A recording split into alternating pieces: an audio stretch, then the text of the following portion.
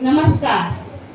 વિદાય સાથે શુભેચ્છા સમારંભને શોભાવવા માટે સરદાર વિદ્યાલયનું સુકાન સંભાળનાર શ્રીમાન મહેશભાઈ પઢિયાર સાહેબ તેમજ આજના આપણા માનવંતા સાહેબ સૌ સ્ટેજ ઉપર વિરાજમાન છે, ત્યારે આપણે સૌ જોરદાર તાળીઓથી એમને વધાવી લઈએ.